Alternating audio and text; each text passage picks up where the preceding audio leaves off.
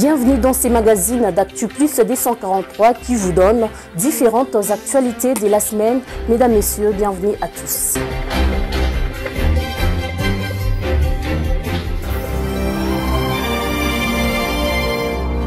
S'imprégner des conditions environnementales dans lesquelles œuvrent les entreprises minières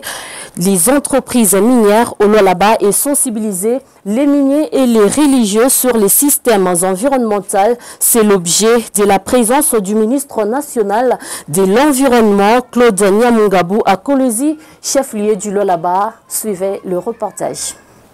C'est dans l'avant-midi du jeudi 17 septembre 2020 que le ministre national de l'Environnement a foulé les sols du chef-lieu de la province du Lualaba.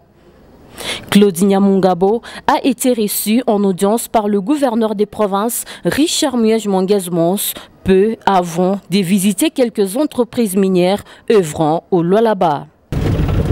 Par la suite, la délégation a été conduite aux entreprises Comus et Metalcol. Sur place, la délégation a eu tous les renseignements possibles sur les conditions environnementales dans lesquelles fonctionnent ces entreprises. La République démocratique du Congo, classée deuxième pays sur lequel le monde compte pour prévenir l'écosystème. 1 milliard d'arbres seront plantés à l'horizon 2023. Telle est la volonté du chef de l'État, Félix-Antoine Tshisekedi Tshilombo. Et c'est ce qui a fait l'objet de cette réunion du ministre national de l'Environnement avec le minier au lendemain de son arrivée. Transmettre le message du chef de l'État concernant la plantation des arbres, tout en ayant un œil regardant sur les normes environnementales. Journée nationale de l'arbre. Le 5 décembre, le président de la République a lancé un projet à jardin scolaire 1 milliard d'arbres à l'horizon 2023. Il y a le 5 décembre, journée nationale de l'arbre. Pendant que le président est en pandémie de Kinshasa, à une province de Tachagula et Beke, à Padualaba, Papetuanabanako, gouverneur Mouyej, à Takwa et en pandémie, na nyinyi pembeni yake pandémie. Pour relayer ce même message, les confessions religieuses ont été aussi conviées à cette sensibilisation. Votre autorité des confessions religieuses, c'est dans ce cadre que j'ai rencontré le président de la CENCO pour les catholiques. J'ai rencontré également le président de l'Église du Christ au Congo. J'ai rencontré le représentant de l'armée du salut. J'ai rencontré les kimbanguistes, je me rendrai très bientôt en Kamba. J'ai rencontré le représentant de l'église orthodoxe et j'ai demandé au Premier ministre de venir dans cette province et dans la province du Haut-Katanga, parce que je suis à la recherche des partenaires importants pour ce projet. Je m'ai invité, ni waambie kama sisi ku ministère tumeona kwamba ile projet pour réussir tunapaswa tumika na makanisa, kwani tunayua pasteur siku ya Mungu akiambia watu wapande miti watapanda miti. Kire akiambia watu wapande miti, wataanza panda miti. Imam akiambia watu wapande miti, watapanda miti. Juste après, l'hôte du jour a été conduit par le ministre provincial de l'Environnement à Luilou. Objectif, palper de plus près de la qualité des eaux des rivières environnant les entreprises minières. Je suis chargé de suivre l'impact de l'action minière sur l'environnement de la République démocratique du Congo, et j'espère que ceux d'entre vous qui connaissent quelques difficultés dans ce domaine se rachèteront rapidement, parce que désormais cette inspection sera régulière auprès de vos entreprises. Le constat, Claude Nyamungabou a promis qu'un contrôle environnemental sera effectué de façon régulière. En ce jour, au Lualaba, Claude Nyamungabou, ministre national de l'Environnement et cadre du PPRD, n'a pas voulu quitter la province sans communier avec le membre de son parti. Il s'y est rendu le vendredi 18 septembre 2020. David Kaninde ainsi que Jules Welo Odimba y étaient sur place. Ambition des services au Lualaba. Claude Nyamungabou, ministre national de l'Environnement, membre du PPRD, parti cher à Joseph Kabila Kabange, a été chaleureusement accueilli par les militants de sa famille politique. Les membres de différentes cellules des bases sont venus en liesse pour communier avec l'un de leurs venus de Kinshasa.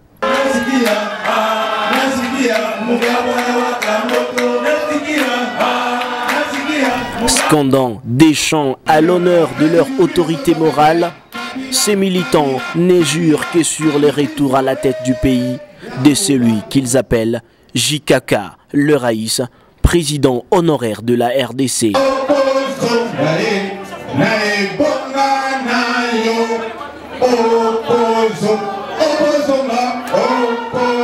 Prenant la parole, Claude Nyamungabou a expliqué son parcours jusqu'à ce jour, ministre national de l'Environnement.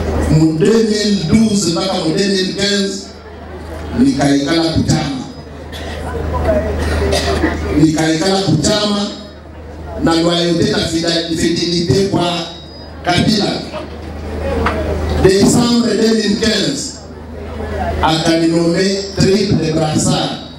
Nilikuwa ambassadeur wa RDC pour l'Union africaine, ambassadeur wa RDC Éthiopie, ambassadeur de RDC pour Nations Unies.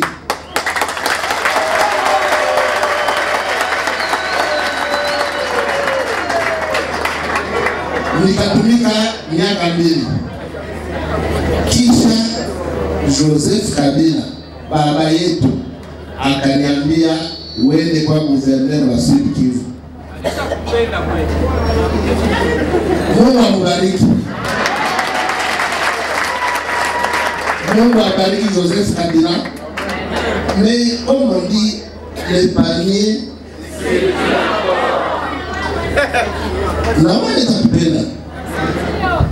Tutumike tu mtama. Nikaenda kama gouverneur wa Sud Kivu. Tukafanya maelection. Na waza watu watano wanaiwa kazi ilitumika kama prosec wa PPRD mu Sud Kivu. Nilikuta mu 2011 tulikuwa na 3 députés nationaux wa PPRD, lakini nilitumika kazi leo Sud Kivu iko na 10 députés nationaux. Il a par ailleurs appelé ses camarades à travailler durement pour que les PPRD se retrouvent encore à la tête des institutions aux prochaines élections de 2023.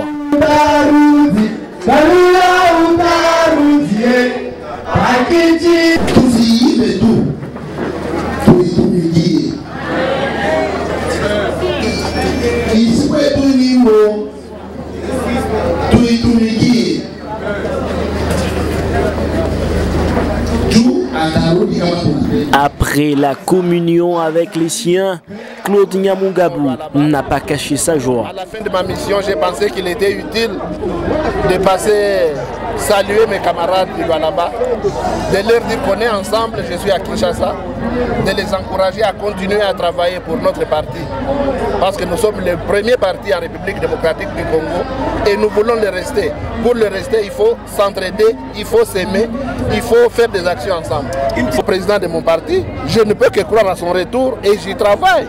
Voilà que la population est toujours derrière lui. Voilà que la population est derrière notre fédéral Richard Mouyej et tout cela se prépare. C'est ainsi que ça se prépare.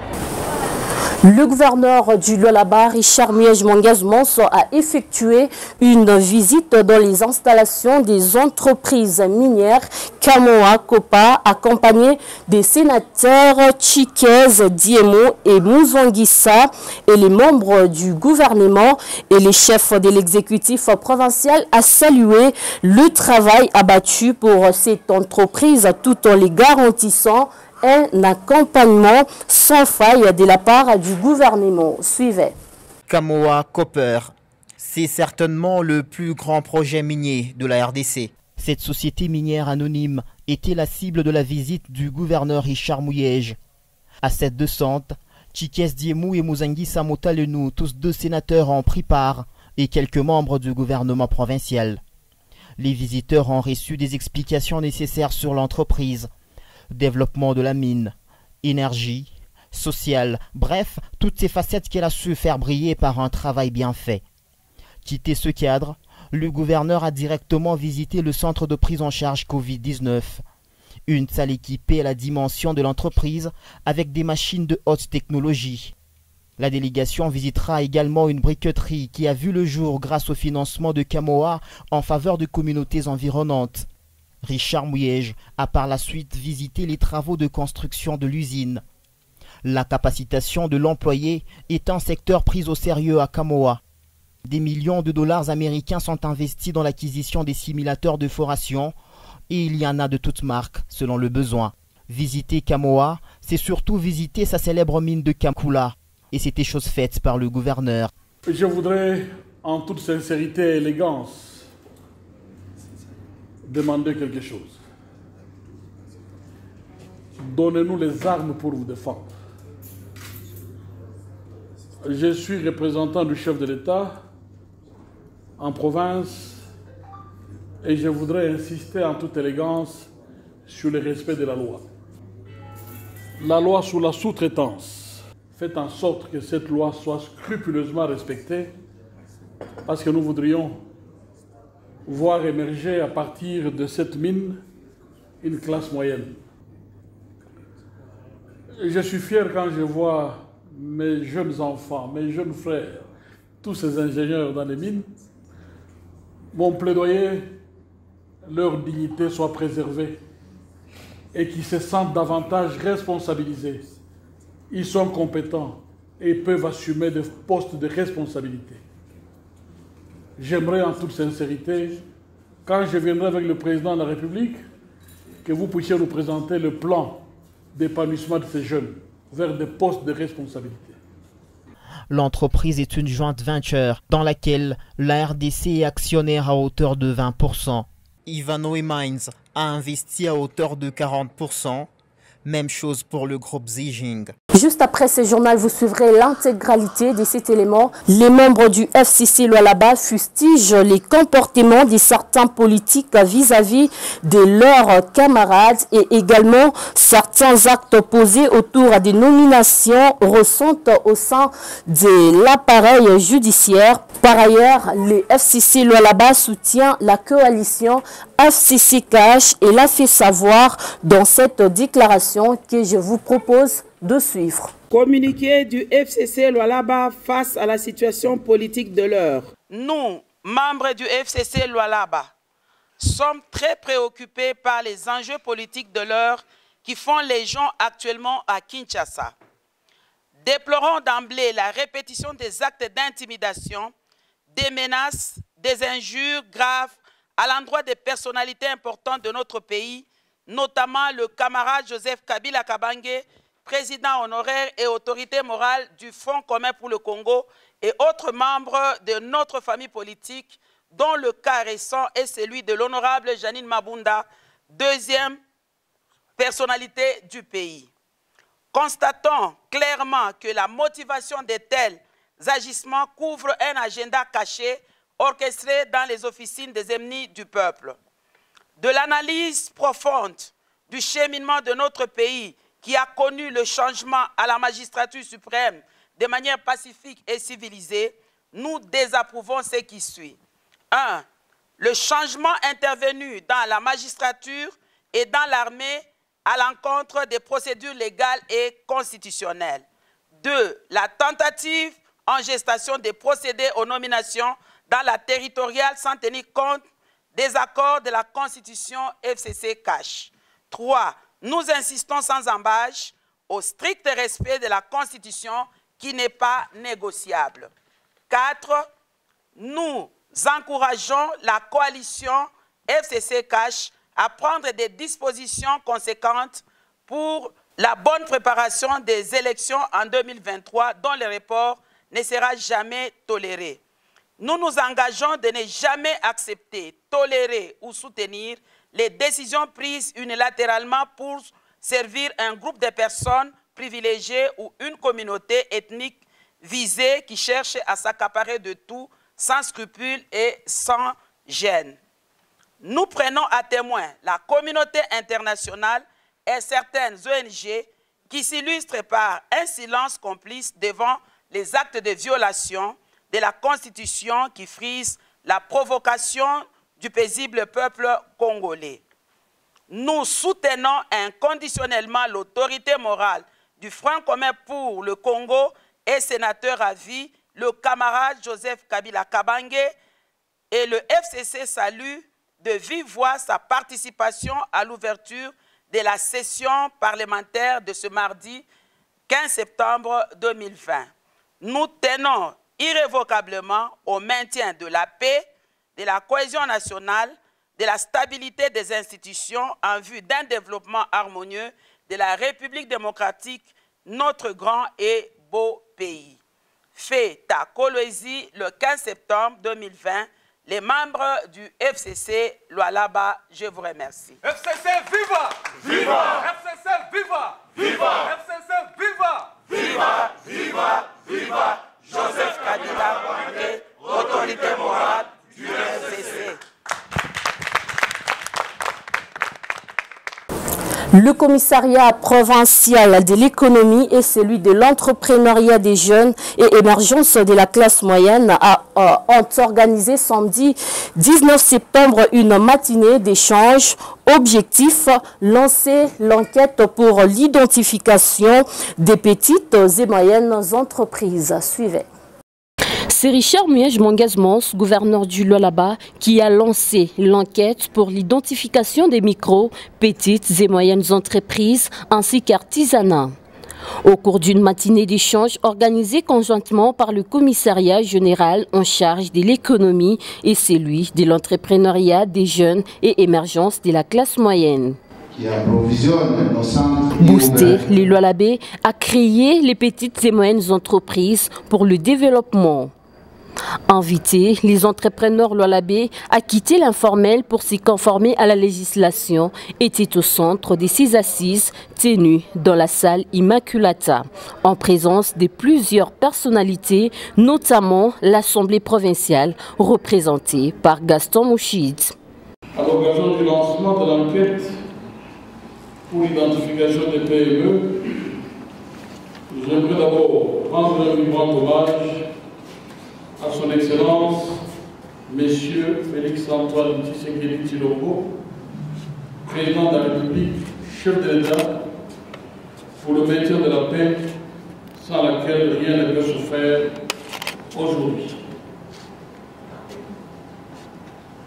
Je voudrais aussi féliciter les membres du gouvernement qui sont à la base de cette initiative qui permet d'échanger et de consolider la démarche vers l'identification des PME. Plusieurs exposés étaient enregistrés, notamment celui du professeur des universités, Isuel Kayombo, expert en économie, qui s'est apaisanté sur l'entrepreneuriat informel, analyse et piste des solutions. Puis s'en est suivi plusieurs interventions, notamment celui des Mathieu Kazembe et Lydia Kapapa, respectivement commissaires en charge de l'économie et l'entrepreneuriat des jeunes, avant que Pierre Zang, directeur provincial de la direction des recettes du Lualaba, puisse exposer sur l'importance de la fiscalité. Tout Congolais est tenu de remplir loyalement ses obligations vis-à-vis de l'État. Il a en outre le devoir de s'acquitter de ses impôts et taxes. Ça veut dire quoi clairement? La même constitution définit les termes citoyens. Citoyen, c'est celui-là qui respecte les lois de son pays. Or, par rapport à cet article, les impôts et les taxes sont du domaine de la loi. Donc, pour être appelé citoyen ou mériter d'être appelé citoyen dans une nation ou dans un pays, il faut être en règle vis-à-vis de l'État en payant ses impôts et ses taxes. La démarche du gouvernement provincial est de résoudre le paradoxe entre les richesses et les conditions de vie de la population du Lualaba. Tel a été les mots des clôtures du gouverneur Richard Muyej-Manguez-Mons. Aussi récemment, le Conseil des ministres à Kinshasa a adopté en août dernier un projet de loi sur le financement des PME. Dans ce projet de loi, l'accent est mis sur la création d'un fonds de garantie pour l'entrepreneuriat. Tout cela vise l'amélioration des conditions de vie de nos populations. Pour l'instant, la balle est du côté des jeunes entrepreneurs du Lualaba. On se retrouve très prochainement avec d'autres actualités.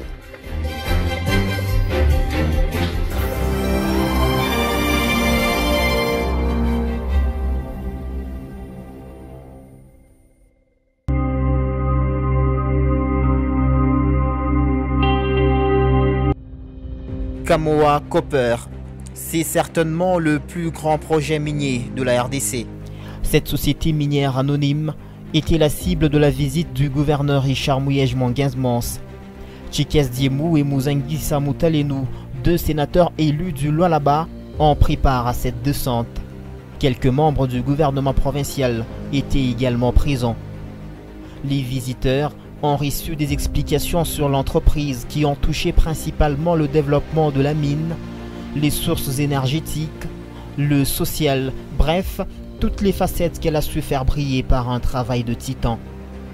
Quitté ce cadre, le gouverneur a directement visité le centre de prise en charge de coronavirus. Une salle équipée à la hauteur de l'entreprise avec des machines de haute technologie.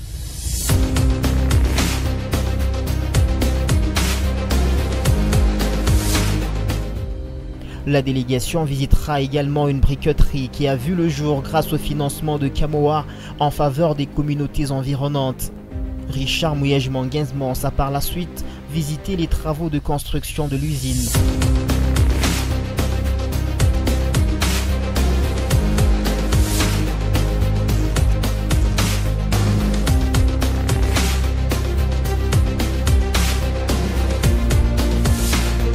La capacitation de l'employé est un secteur pris au sérieux à Kamoa. Des millions de dollars américains sont investis dans l'acquisition des simulateurs de foration et il y en a de toutes marques selon le besoin.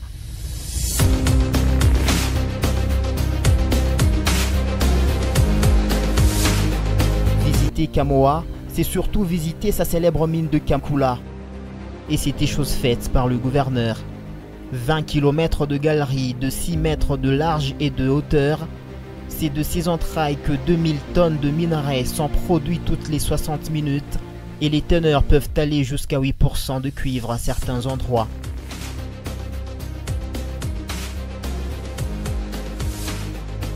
Kamoa est devenu toute une fierté pour la République. Sans attendre, dans la mine à plus de 300 mètres de profondeur, Richard Muyej-Manguez-Mons a salué les efforts des uns et des autres dans la réalisation de ce projet. C'est un très grand projet. C'est la fierté pour la République démocratique du Congo. Je disais tout à l'heure à l'équipe dirigeante que j'allais lancer officiellement l'invitation au président de la République qu'il vienne voir cette merveille. Kamoa, c'est un projet énorme, énorme. Et vous savez qu'en termes de réserve de cuivre, nous serons bientôt le deuxième pays du monde. Et quand on intègre la teneur, nous allons être les champions du monde. C'est vous dire que cette République a beaucoup d'avenir. Et je disais à ces jeunes que je considère comme des héros et c'est une fierté. On nous a dit beaucoup de choses, mais je me rends compte que ce sont nos compatriotes. Ce sont nos enfants qui sont là, qui travaillent, qui ont été formés chez nous et dans d'autres pays de ce continent et qui sont là, très compétents.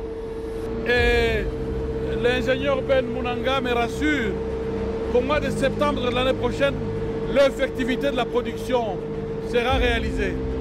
C'est important. Je crois que ça, c'est un spectacle prestigieux. Cette fierté est aussi partagée par ses représentants de la province au niveau du Sénat. Tour à tour, le sénateur Chikes Diemou s'est adressé au cadre de la société Kamoa. Mouzangisa Moutalenou aussi n'y a pas manqué. As a tall guy from the mines, take care of the fallout to the communities. And so they were just saying the first circle was 5 kilometers. The second one was 10 kilometers. What do you do with the rest of the province? You should take care of it then. You should also take care of this. I know what I'm talking about. Once again, on the behalf of Mr. Governor, thank you so much. Moi, je voulais vous inviter pour notre fierté davantage à respecter l'éthique des grands groupes que vous représentez. Je voulais vous dire que sur le plan mondial, c'est une fierté pour nous. Sur le plan national, c'est aussi une fierté. Nous sommes attachés à l'unité de notre pays. Nous sommes attachés aussi à la fierté de ses diversités ou de sa diversité. Tout en saluant les efforts des uns et des autres dans la réalisation de ce projet, le gouverneur a au terme de la visite fait un plaidoyer. Je voudrais au nom de nos élus, membres du Sénat et des membres de mon gouvernement, vous dire merci. Merci pour cet accueil. Merci pour nous avoir permis de constater que l'espoir est encore permis pour tout notre peuple. Grâce au travail fait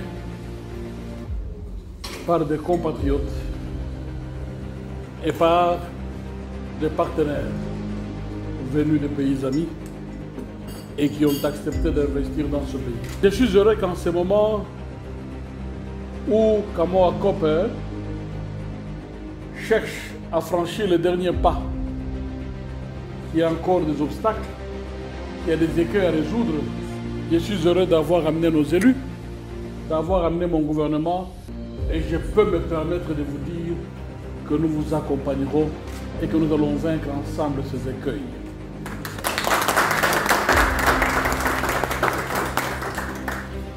Je voudrais, en toute sincérité et élégance, demander quelque chose. Donnez-nous les armes pour vous défendre. Je suis représentant du chef de l'État en province et je voudrais insister en toute élégance sur le respect de la loi. Vous avez choisi ce pays, vous l'avez aimé. Je vous invite à respecter nos lois. La loi sur la sous-traitance. Je n'ai eu aucun rapport. Je l'ai dit, comme je l'ai dit hier à Ben, faites en sorte que cette loi soit scrupuleusement respectée parce que nous voudrions voir émerger à partir de cette mine une classe moyenne.